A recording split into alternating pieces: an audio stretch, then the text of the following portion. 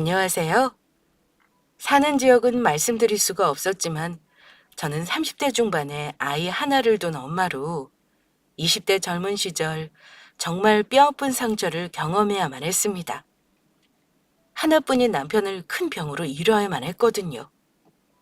평생 제 곁에 있어줄 것 같던 남편이 떠났던 순간을 생각하면 아직도 하늘이 무너지는 듯 합니다. 그리고 그 후 저에게 닥친 시련들은 정말 말도 못했었죠. 먹고 살기 위해 들어간 회사에서 엄청난 갑질을 당해야만 했거든요.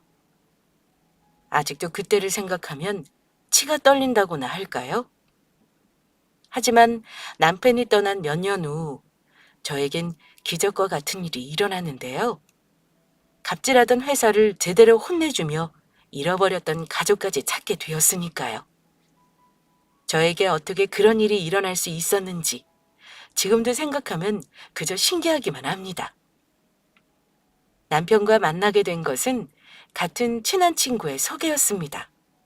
저는 그때 백화점 식품 코너에서 근무를 하고 있었는데 제 이상형이 다정다감한 자상한 성격의 사람이었거든요. 그런데 친구가 자기가 아는 사람 중에 정말 괜찮은 사람이 있다면서 만나볼 생각이 없냐고 하더라고요. 고아로 부모님은 안 계시지만 도배사로 일하는 사람으로 실력 좋은 능력 있는 사람이라면서 제가 원하는 다정한 성격의 사람이라 저와 잘 어울릴 것 같다면서요. 사실 저도 늦둥이 외동으로 태어나 부모님이 일찍 떠나보낸 탓에 부모님이 계시지 않아서 저와 똑같이 부모님이 안 계시다는 것에 남편을 만나기 전부터 동질감을 느끼며 어떤 사람인지 많이 궁금해졌었습니다. 그렇게 저는 남편과 만나게 되었고 남편은 정말 다정다감한 데다 따뜻한 좋은 사람이었습니다. 그래서 전 남편과 결혼을 결심하게 되었고 제가 먼저 남편에게 프로포즈를 해 결혼까지 하게 되었죠. 남편은 그때 안 그래도 자기가 먼저 프로포즈를 하려고 했는데 왜 제가 먼저 하냐며 민망해 하더라고요. 물론 그럼에도 제 프로포즈에 많이 기뻐하긴 했지만 말이에요. 남편과의 결혼 생활은 정말로 행복했습니다. 가족밖에 모르는 남편은 주변에서도 아내 바보로 유명한 사람이었거든요. 고아로 자라난 남편은 지금 자신에게 생긴 가족인 제가 너무 소중하다고 하더라고요. 그러나 저희 행복은 그리 오래가지 않았습니다. 남편이 너무 천사 같고 좋은 사람이어서 그런지 하늘에서 너무나도 빨리 데려가 버렸거든요. 제가 결혼하고 4년쯤 흘렀을까? 저희 아들이 태어나고 막 돌이 지났을 무렵이었습니다. 어느 순간부터 남편이 계속해 소화가 잘 안 되고 옆구리가 아프다고 하더니 혈변까지 보기 시작한 겁니다. 그래서 급하게 근처 동네 병원으로 가 진료를 보게 되었는데 선생님이 남편의 증상을 듣더니 큰 병원에 가 검사를 받아보는 게 좋겠다고 하더라고요. 그렇게 대학병원으로 가 검사를 받게 되었고 그 결과는 정말 충격적인 것이었습니다. 남편이 췌장암 4기라는 판정이었어요. 게다가 이미 폐와 간 등 다른 장기에도 전이가 된 상태라 항암을 해도 1년 정도의 시간밖에 없다는 것이었죠. 남편은 건강 체질에 가끔 속이 안 좋아 병원에 가서 처방을 받는 것 이외에 별다른 증상이 없었기에 처음에는 의사 선생님의 말씀은 믿기지 않았습니다. 그냥 말도 안 되는 악몽을 꾸는 것 같았어요. 하지만 남편과 저는 여기서 포기할 수 없었습니다. 저희 두 사람에게는 지켜야 하는 소중한 사랑하는 아이가 있었고 남편과 저 두 사람은 서로 깊이 사랑하는 서로에게 꼭 필요한 존재였으니까요. 그래서 남편은 그 후 열심히 항암 치료를 받으며 어떻게든 살기 위해 노력했습니다.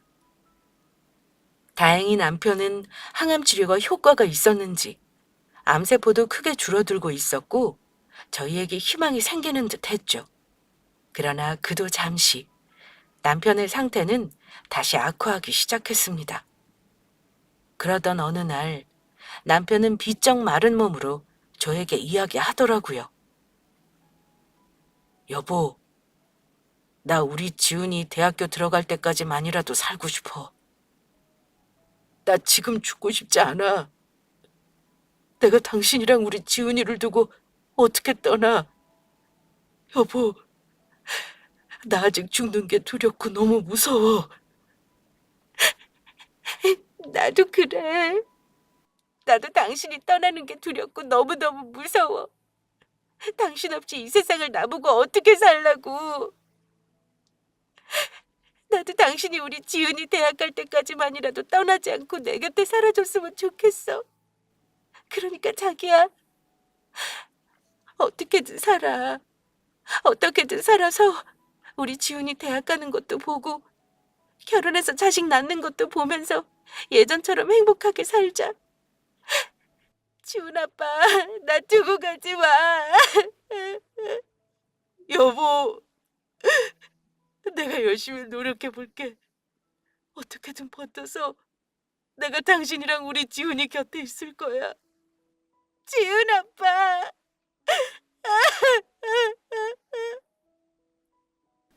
그러나 결국 저는 남편을 편히 보내주는 길을 선택할 수밖에 없었습니다. 더 이상 차도도 없었고 저희 곁에 있으려고 노력하는 남편이 항암 치료를 하며 너무 힘들고 고통스러워 했으니까요.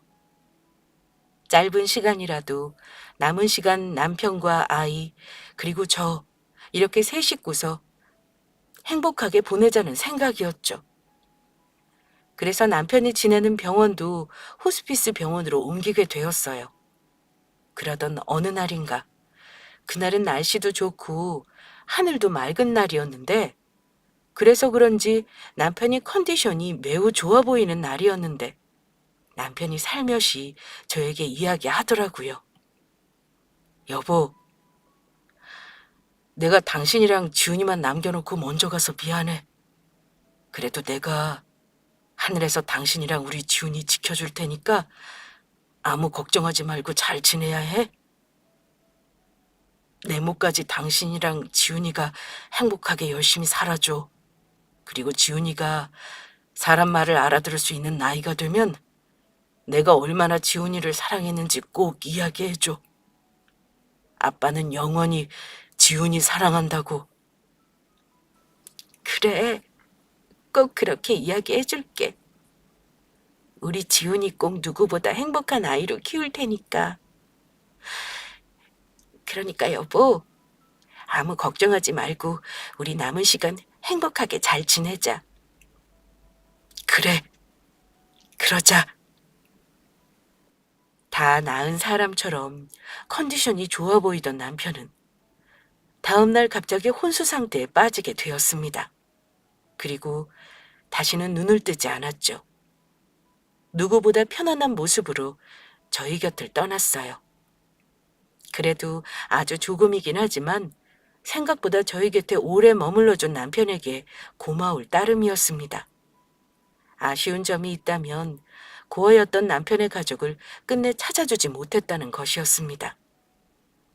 남편이 어린 시절 가족들을 어떻게 잃어버렸는지 기억이 없었고 남편이 아프고 나서 남편과 아이를 돌보느라 그럴 생각을 전혀 하지 못했거든요. 그런데 막상 남편이 떠나고 나니 어떻게 해서든 남편의 가족을 찾아주기 위해 조금이라도 노력을 할 거라는 후회가 남았습니다. 하지만 전 남편이 떠난 사실에 계속해 후회하며 아쉬워할 여유가 없었습니다. 당장 앞으로 저와 3살짜리 어린 아들 두 가족이 먹고 살 걱정부터 해야 했으니까요. 게다가 아무리 의료시비 보험을 들었다고 하지만 남편이 아프며 진 빚들도 많이 남아 있었으니까요. 그때는 이미 남편의 병원비에 저희 생활비로 모아두었던 돈도 다 쓰고 이미 집까지 이사해 전세에서 월세로 바꾼 상황이었거든요. 그래서 전 어린아들을 어린이집에 맡겨놓고 일을 시작하게 되었습니다. 하지만 결혼 후 아이를 낳고 남편을 간병하다 보니 오랜 시간 사회생활을 하지 않은 경력단절이 된 상황이었고 그래서인지 저를 뽑아주지 않더라고요. 그렇게 해서 알바를 하며 몇 개월 동안 일을 찾다 겨우 취업하게 된 곳이 직원이 15명 남짓 되는 김치를 만드는 작은 김치 공장이었습니다. 다행히 같이 일하게 된 동료들도 모두 좋은 분들이었고요. 그런데 막상 회사에 붙고 나니 한 가지 이상한 의문이 들더라고요. 회사에 들어가게 돼서 알게 된 사실인데 같이 일하시는 동료들도 좋고 다른 곳보다 월급도 많이 주시는데 회사에서 일할 직원을 뽑기가 힘들었다는 이야기였습니다. 그리고 얼마 지나지 않아 그 이유를 알게 되었죠. 면접 볼 때는 몰랐었는데 사장이란 인간의 인격이 아주 개차반이었거든요. 직원들에게 갑질이란 갑질은 다 하며 괴롭히는 못된 인간이었습니다. 직원들에게 터무니없는 세탁소 심부름에 음료수 심부름, 게다가 회사를 오래 다닌 몇몇 직원들에게는 욕설까지 하며 휴일에 본인 집에 불러 청소까지 시키는 것이었습니다. 게다가 월급이 많다고 생각했던 것도 전부 저의 오해였어요. 회사에 들어가고 근로계약서에 쓰여 있을 때는 설마 했었는데 추가 수당 없이 퇴근 후에도 잔업이 많았던 것이었습니다. 그래놓고 정작 사장 본인은 늦게 출근해서 일찍 퇴근하기를 밥 먹듯이 했고요. 그러던 어느 날 제가 회사에 입사해 다닌 지 5개월쯤 지났을까 사장이 기어이 저에게도 터무니없는 일을 시켜온 것이었습니다. 선미 씨, 이따 점심시간에 밥 먹고 할 일 없지? 그래서 하는 말인데 밥 다 먹고 나면 내 차 좀 깨끗하게 세차해놔. 네? 제가 사장님 차를요? 그래. 그럼 차 세차를 선미 씨가 하지. 사장인 내가 해? 직원이 사장이 타고 다니는 차 깨끗하게 닦아놓는 건 당연한 거 아니야? 난 이 회사의 얼굴이라고. 반짝반짝 윤이 나게 닦아놔야 할 거야. 내 차 비싼 외제차니까 기스나지 않도록 조심하고. 세차 잘했나 내가 이따가 직접 확인할 거야. 그리고 반드시 점심시간 안에 끝내서 선미 씨 하는 일에 지장 없도록 하고. 난 일 못하는 프로답지 않은 인간들은 딱 질색이니까 내가 번 돈으로 월급 받아가면서 그 정도는 해야 되지 않겠어? 내가 월급 주는 만큼 밥값은 제대로 하라고. 직원에게 본인의 사적인 일을 시키면서 프로페셔널까지 들먹이는 사장놈의 행동이 어이없었습니다. 본인의 행동이야말로 직원들에게 갑질이나 하고 일도 제대로 안 하는 사장답지 않는 모습이었으니까요. 그런데도 회사가 굴러가는 게 신기하게 느껴질 정도였어요. 사장의 못된 갑질에 화가 나긴 했지만 당장 회사를 관두면 먹고 살 걱정부터 해야 했던 저는 어쩔 수 없이 참고 회사에 다닐 수밖에 없었습니다. 그리고 사장이 저에게 갑질을 하지 않은 건 아니었지만 오래 다닌 직원이 아니라서인지 딱히 심하게 괴롭히는 일도 없었고요. 그런데 제가 회사에 다니고 2년 정도 되었을 때 예기치 못한 일이 터지고 말았죠. 공장에서 일하고 있는데 저희 아이가 있는 어린이집에서 급하게 연락이 온 것입니다. 아이가 갑자기 열이 나고 심하게 구토까지 하며 아프다는 것이었죠. 어차피 회사 퇴근 시간도 얼마 남지 않았고 거래처에서 김치를 주문한 물량도 적었던 날이라 저는 그날 팀장님께 사정을 말씀드리고 급하게 퇴근을 하려고 했습니다. 그런데 그날따라 일찍 퇴근을 하지 않고 회사에 남아있던 사장놈이 퇴근하려는 저를 붙잡는 것이었어요. 선미 씨, 지금 어디 가는 거야? 저희 아이가 아프다고 어린이집에서 갑자기 연락이 와서 반차 쓰고 가보려고요. 뭐? 우리 직원들 중에 월차나 반차 쓰는 직원들이 있었어? 그리고 아무리 아이가 아파도 그렇지 반차 쓸 거면 미리미리 사전에 말했어야 할 거 아니야? 죄송합니다. 그런데 저희 아이가 갑자기 아픈 걸 제가 예상할 수 있는 게 아니라서 미리 말씀드릴 수가 없었어요.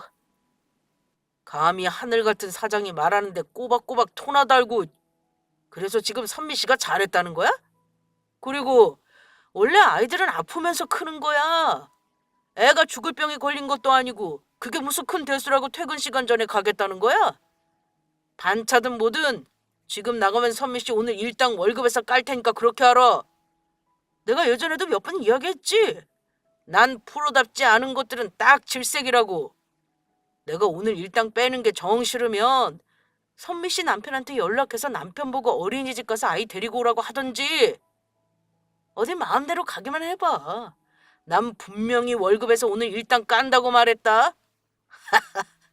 어때? 그래도 갈 수 있겠어?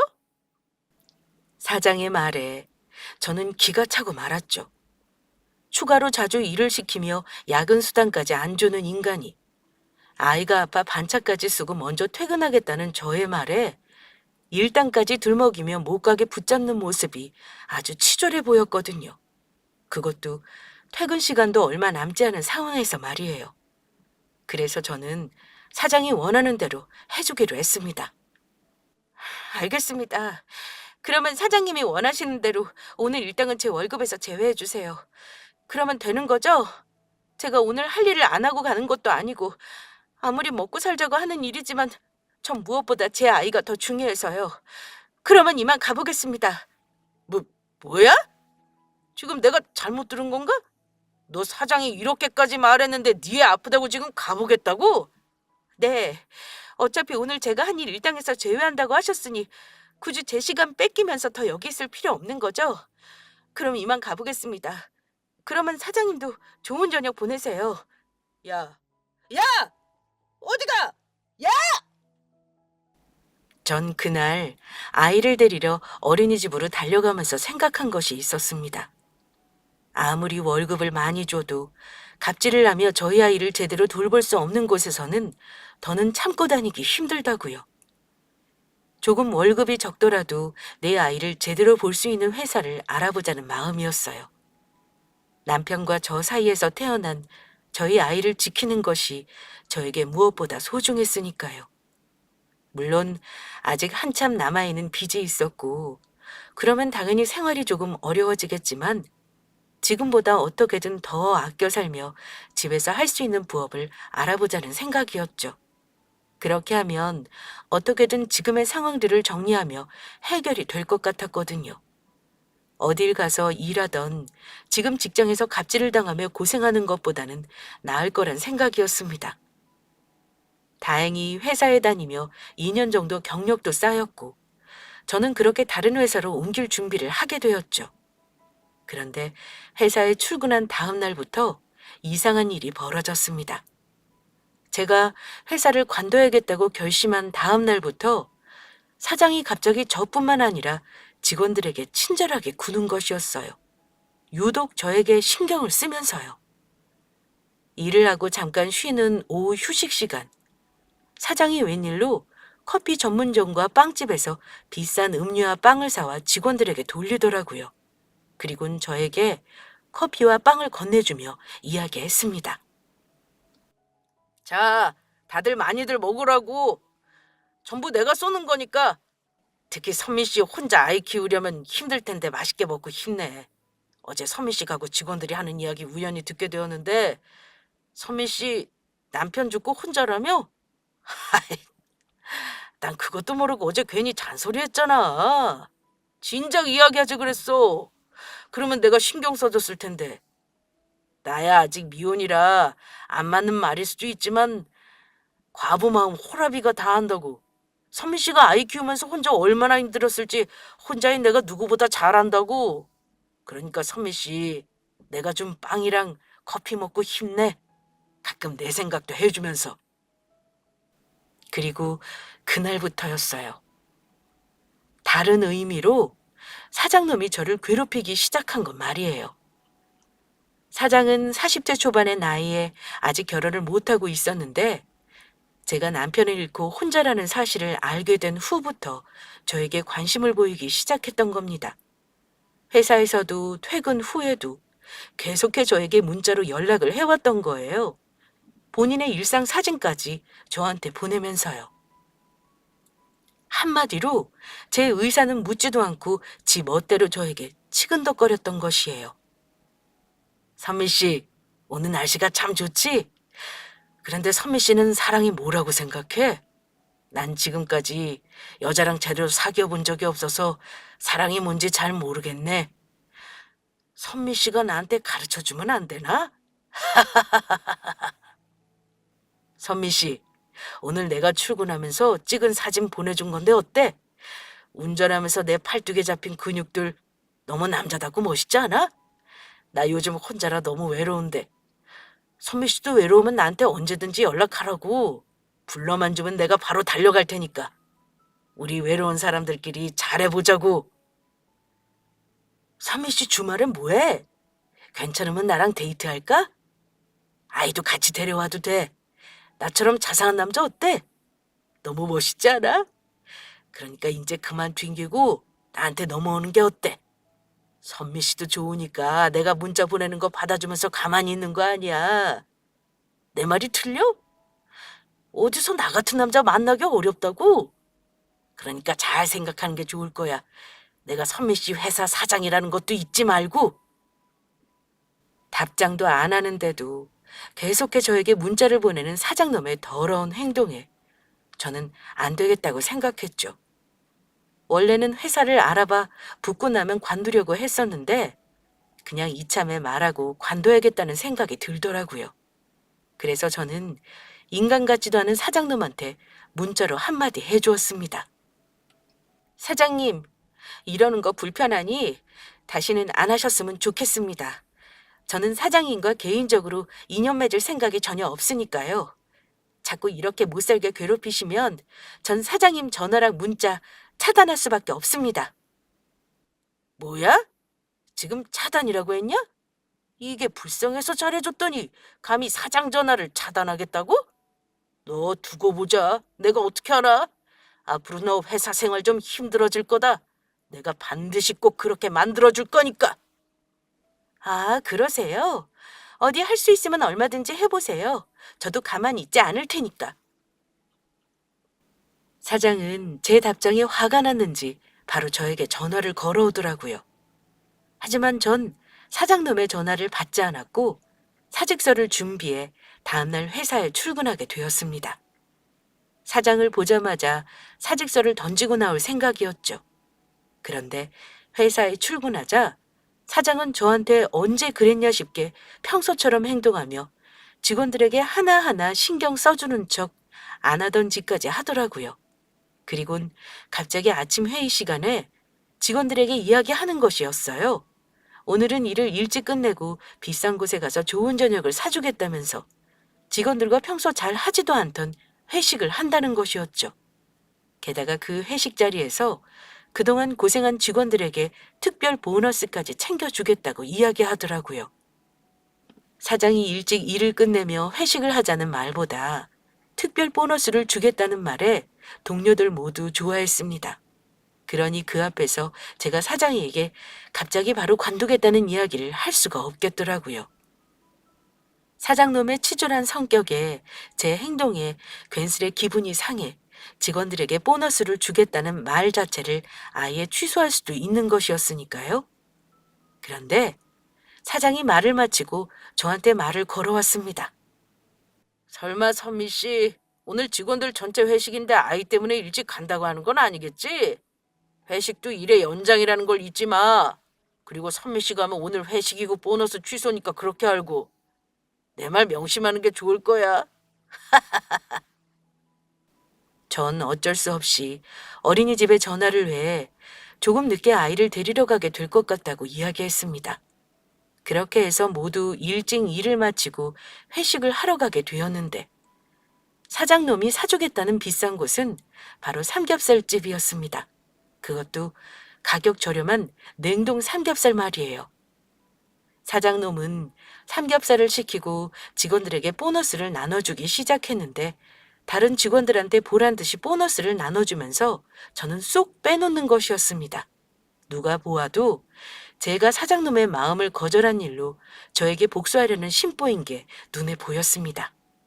그런데 다른 사람들에게 보너스를 주면서 저를 빼놓고 주지 않는 일에 제가 묻지 않고 가만히 있자 먼저 이야기를 꺼내더군요. 그것도 일부러 제 옆에 찰싹부터 앉아서요. 선미 씨, 내가 왜 선미 씨 보너스는 빼놨는지 알아? 내가 볼 때 선미 씨는 회사 일을 별로 열심히 하지 않는 것 같거든. 사장이 보내는 문자도 기분 나쁘다고 싶고 전화도 안 받고 말이야. 어디 직원이 그래서 되겠어? 그래서 내가 선미 씨 정신 좀 차리라고 일부러 안 줬어. 보너스 받고 싶으면 앞으로 나한테 잘하라고. 알겠어? 그렇게 말을 마친 사장놈이 기어이 선을 넘었습니다. 능글맞은 웃음을 지으며 갑자기 자신 앞에 맥주잔을 들더니 제 앞에 내미는 것이었어요. 그래서 하는 말인데 선미 씨가 내 잔에 술 좀 따라봐. 왜? 술도 예쁜 여자가 따라줘야 맛있는 거잖아. 비록 선미 씨가 애엄마이긴 하지만 우리 공장에서 나이도 제일 어리고 예쁘니까 나도 한번 기분 좀 내보자. 그러자 사장님의 행동이 지나치다고 생각했는지 주변에서 말리기 시작했죠. 사장님, 아무리 그래도 그건 아닌 것 같은데 그만하시죠. 맞습니다. 요즘 세상에 여직원한테 그런 일 시키면 큰일 나요. 그래서 저는 방긋 웃으며 말했죠. 사장놈의 더러운 행동에 어차피 회사도 관두기로 결심했고 동료들도 보너스까지 받은 상황이니 하고 싶었던 말을 하며 제대로 하며 일을 저질러 버리기로 마음 먹었던 것이에요. 저는 괜찮아요.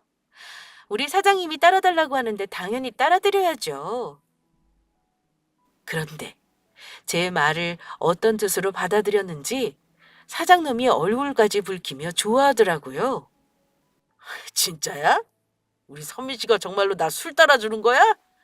진작에 이렇게 나올 것이지. 그러면 내가 선미 씨 줄 보너스도 준비해뒀을 텐데. 그러니까 앞으로 나한테 잘하라고. 그럼요. 앞으로는 사장님한테 잘해드리려고요. 그러니까 제 술 한 잔 받으세요. 저는 사장놈의 술잔이 넘치도록 맥주를 콸콸 따라주었습니다. 그리곤 맥주를 사장놈 얼굴에 부어버렸어요. 으악! 너 이게 뭐하는 짓이야? 너 진짜 나한테 해고당하고 싶어? 그러는 너야말로 이게 무슨 짓이야? 너는 회사 사람들이 네 노예처럼 보이냐? 매일 직원들한테 갑질이나 하면서 괴롭히기나 하고 정신 똑바로 차려. 요즘 세상이 어떤 세상인데 아직도 정신 못 차리고 그러고 살아. 이 거지 같은 자식아. 안 그래도 니놈 때문에 이 그지 같은 회사 관두려고 했는데 아주 잘 됐네. 이 되먹지 못한 추잡스러운 놈아. 어디 당장 나 해고해봐. 성격이 그렇게 개차반이니 니놈이 지금까지 결혼도 못하고 혼자인 거야. 어디 잘 먹고 잘 살아봐라. 저는 쌈장 접시를 들어 사장 얼굴에 범벅을 만들어버렸어요. 너 내가 고소해버릴 거야. 너 콩밥 먹게 만들 거라고. 알겠어? 어디 해볼 테면 해봐. 나도 니놈 지금까지 있었던 일 전부 성희롱으로 노동청이랑 경찰에 신고해버릴 테니까. 내가 그동안 나한테 보낸 문자 메시지랑 계속 전화해서 괴롭힌 것까지 전부 증거로 모아놨어. 그리고 여기 식당 위에 저기 CCTV 보이냐? 저기로 너가 나한테 어떻게 성희롱했는지 다 찍혔을 거다. 너야말로 콩밥 먹게 될 거라고. 너처럼 찌질한 놈이 하는 말 하나도 안 무서우니까 어디 마음대로 해봐. 그리고 저는 마지막으로 사장놈 얼굴에 준비해놨던 사표를 갈겨주었습니다. 그리고 이건 내 사표니까 이거나 처먹고 어디 배 터지게 잘 살아봐라. 이 재활용도 안 될 쓰레기 같은 자식아. 그날 그렇게 저는 사표를 사장놈의 얼굴에 던지고 회사를 관두게 되었죠.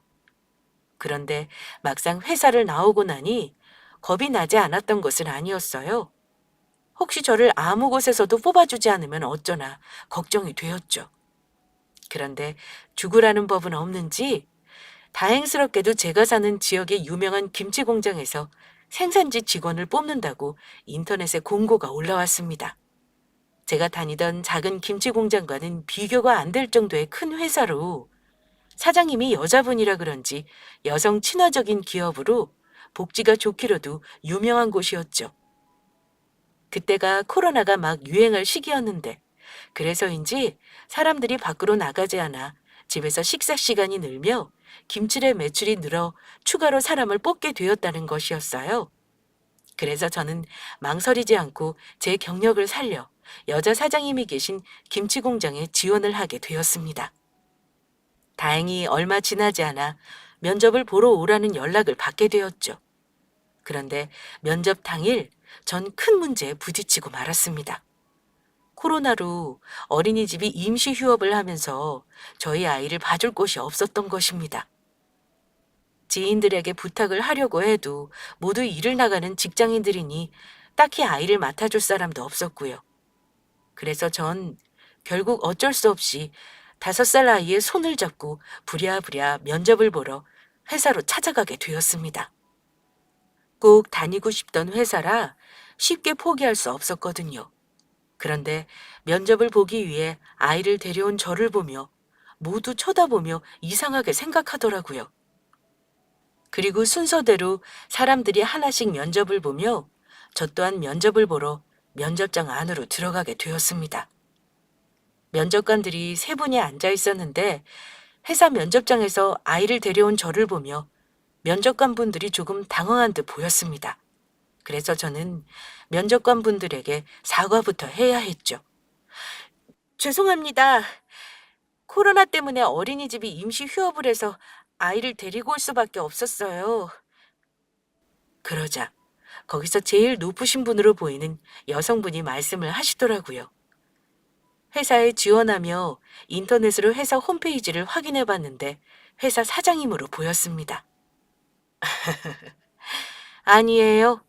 코로나 때문에 여기저기 피해보는 사람들이 많으니 당연히 그럴 수도 있죠. 여기 사람들 다 애 키워봤던 엄마들이니 괜찮아요. 그렇게 면접은 시작되었고 저희 아이도 눈치가 있어서인지 조용히 제 다리에 가만히 앉아 있었습니다.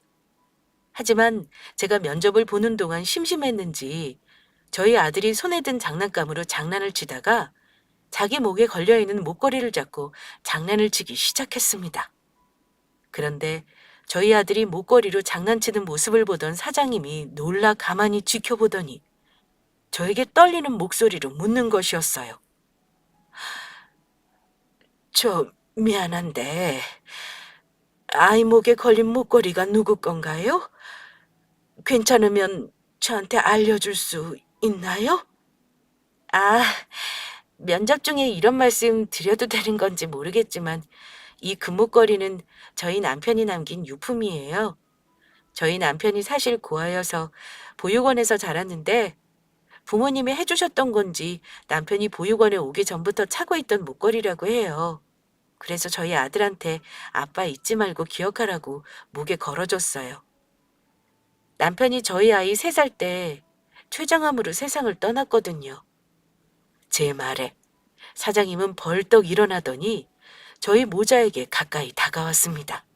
그리고 남편의 유품이라는 아이가 차고 있는 목걸이를 자세히 확인한 순간 갑자기 저희 아이를 껴안고 울기 시작했던 거예요. 아가, 나다. 내가 네 할미다. 이제야 널 이렇게 찾는구나. 우리 영진이 아들을 여기서 찾았어. 네? 사장님이 저희 아이 할머니라니 도대체 그게 무슨 말씀인가요? 이 목걸이 내가 직접 디자인까지 해서 금은방에 맞춰서 우리 아들한테 해준 거라고. 그래서 내가 잊을 수가 없어. 며느리야, 이렇게 너를 보는구나. 그러면 지금 저희 남편 어머니가 사장님이라는 말씀인 거예요? 어머니, 어머니 어쩌면 좋아요. 그이가 떠났어요. 저랑 지훈이만 두고 떠나버렸다고요. 우리 아들이 세상을 떠났다니 이걸 어쩌면 좋니? 어쩌면 좋아. 시어머니와 저는 그렇게 한참을 부둥켜 안고 울고 말았습니다. 그리고 어머니는 급하게 나머지 면접을 보시고 저와 이야기를 나누게 되었어요. 그 후 어머니와 대화를 하며 알게 된 사실인데 남편은 시어머니가 버린 게 아니고 뜻하지 않은 이유로 잃어버리게 된 것이더라고요. 저희 남편이 3살이 되었을 무렵 시아버지가 바람을 피워 시어머니는 어쩔 수 없이 이혼을 하게 되었고 시어머니가 남편을 키우기를 원했지만 시아버지가 남편의 양육권을 시어머니에게 주지 않아 어쩔 수 없이 헤어지게 되었다는 것이었어요.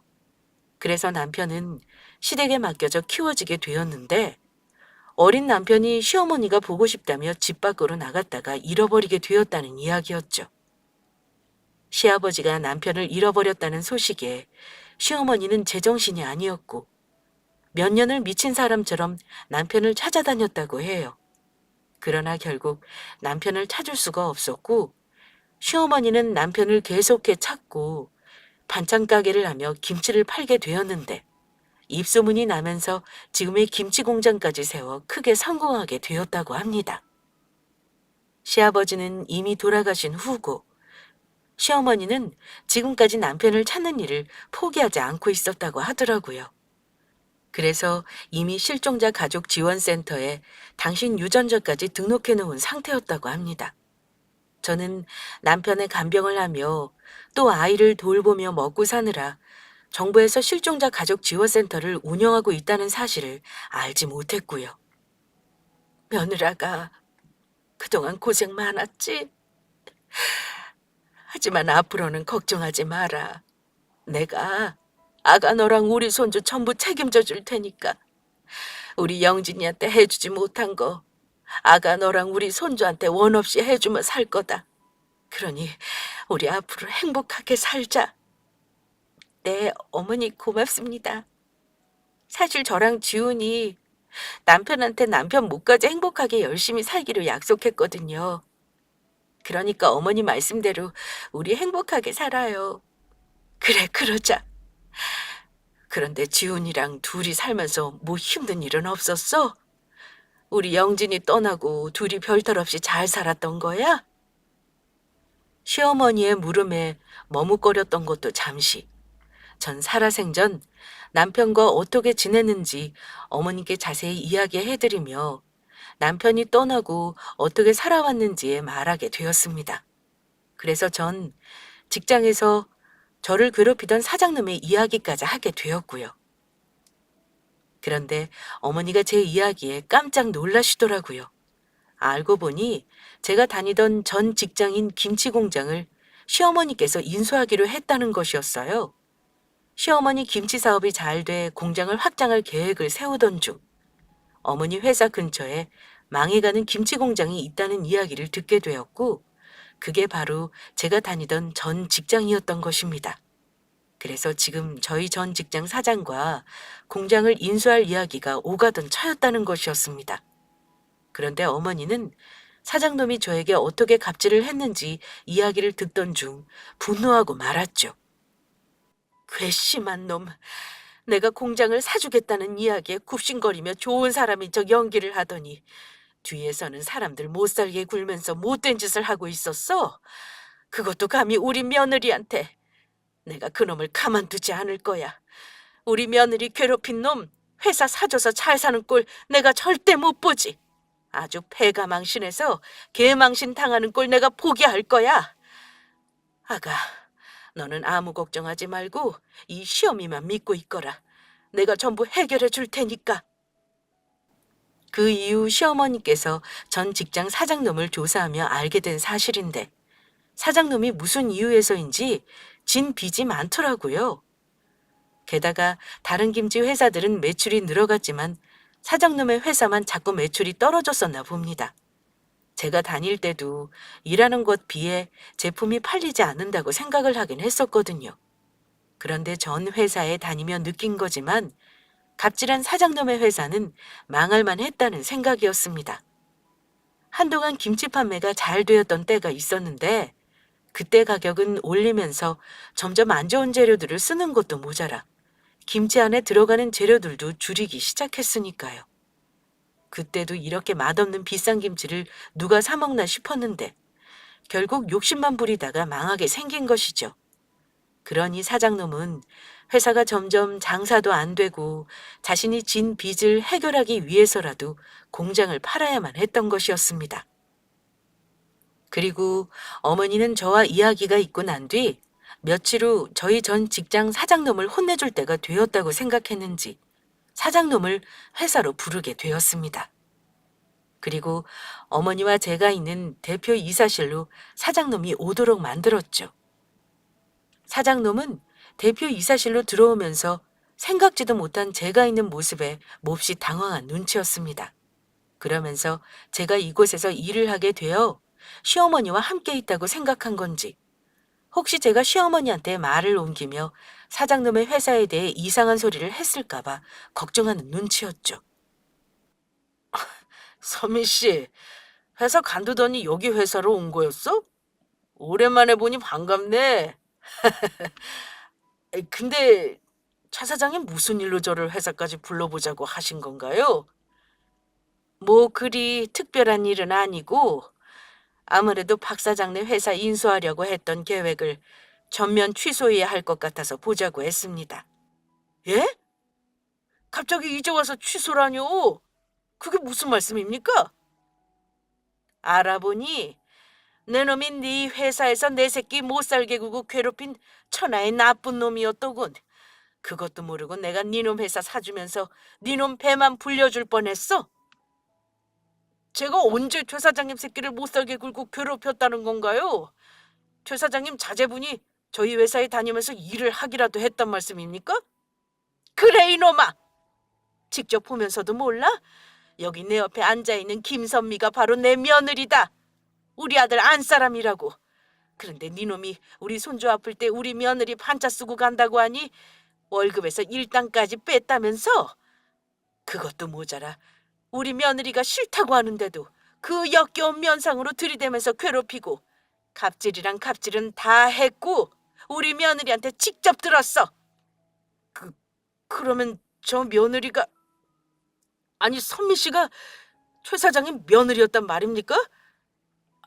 아이고, 아니 제가 모르고 그랬어요. 남편이 죽었다고 해서 그래도 되는 줄 알고 관심 있어서 그랬던 것이란 말이에요. 최 사장님이 저희 회사 안 사주면 저 빚쟁이들한테 쫓겨 감옥 가게 생겼다고요.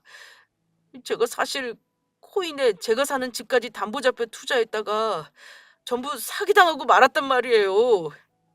그러니까 최 사장님 죽은 사람 살려준다고 생각하시고 제발 한 번만 봐주시면 안 될까요? 자다가 봉창 두드리는 소리하고 자빠졌네. 내가 미쳤다고 내 새끼 고생시킨 것도 모자라 성희롱한 성희롱범을 도와주겠냐? 그동안 니놈이 우리 며느리한테 잘못했던 일들 모두 법적으로 꼭 물어서 처벌받게 만들 테니까 각오나 단단히 해두는 게 좋을 거다. 니놈도 어디 내가 아는 갑질 제대로 당해봐.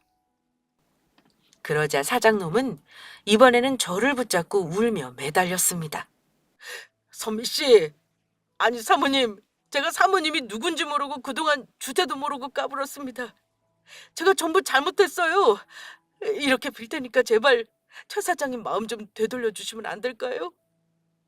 그렇게만 해주시면 제가 앞으로 사장님을 은인으로 모시겠습니다. 미쳤냐? 내가 너 같은 놈을 도와주게? 앞으로 네가 했던 행동들이 어떤 것들이었는지 벌 받으면서 제대로 느끼며 살아봐. 저에게 갑질하며 괴롭히던 사장놈은 결국 경비분들에게 끌려가며 시어머니 회사에서 쫓겨나고 말았습니다. 결국 사장놈은 어머니가 김치 공장을 사주지 않아 본인의 김치 공장과 함께 쫄딱 망하고 말았고, 사장놈은 저에게 성희롱을 한 것과 더불어 사장놈 회사에서 일하던 직원들에게까지 그동안의 괴롭힘에 대해 고소를 당했습니다. 게다가 빚쟁이들에게 빌린 돈까지 갚지 못해 끝내는 교도소 신세까지 지게 되었죠. 그리고 저희 시어머니는 사장놈의 회사가 망하고 그곳에 다니던 직원들이 걱정되었는지 전부 어머니 회사로 채용시켜 주셨어요. 새로 신입사원을 뽑느니 숙련된 경력직 직원들을 데리고 오는 게 훨씬 낫다면서요. 그리고 그 이후 사람 일은 혹시 모르는 일이라 저희 아들과 시어머니의 유전자 검사를 마친 후 저와 저희 아들은 시어머니와 함께 살게 되었습니다. 시어머니는 그동안 지은 저희 빚까지 전부 갚아주셨고요. 시어머니는 처음으로 남편이 있는 납골당을 찾아간 날 많이 우셨습니다. 저도 어머니를 따라 많이 울었고요. 그날 어머니와 함께 남편에게 약속을 했습니다. 이제는 저와 저희 아이뿐만 아니라 어머니도 함께 남편 몫까지 행복하게 열심히 살아가기로요. 그리고 남편과 한 또 하나의 약속대로 저희 아들에게 남편이 얼마나 사랑했는지 이야기해 주었습니다. 그렇게 시어머니를 만나고 3년이 훌쩍 지난 지금도 남편의 납골당에서 했던 약속을 떠올리며 저희 세 식구는 행복하게 열심히 살아가고 있습니다. 아이는 건강하게 자라 벌써 초등학생이 되었고, 저도 일한 경력을 살려 시어머니를 따라 김치 사업을 도와드리고 있어요. 사람이 살면서 예기치 못한 뜻밖의 불행도 찾아오지만 또 생각지도 못한 행복한 만남의 순간도 찾아오는 것 같습니다. 아직도 남편이 많이 그립고 보고 싶은 것도 사실이지만 지금 제가 받게 된 모든 행복들 전부 남편이 저와 저희 아이 그리고 시어머니를 위해 보내준 선물이라 생각하며 앞으로도 행복하게 살아보려 해요. 그리고 하늘에 있는 남편에게 전하고 싶은 말이 있었는데 다음 생에에도 우리가 만나게 되면 꼭 제 남편으로 태어나 달라고 하고 싶습니다. 그리고 그때는 오래오래 행복하게 살아보자고 이야기하고 싶어요. 절대 헤어지지 말자고요. 그러면 이만 제 사연을 줄이도록 하겠습니다. 모두 함께 해주셔서 감사합니다.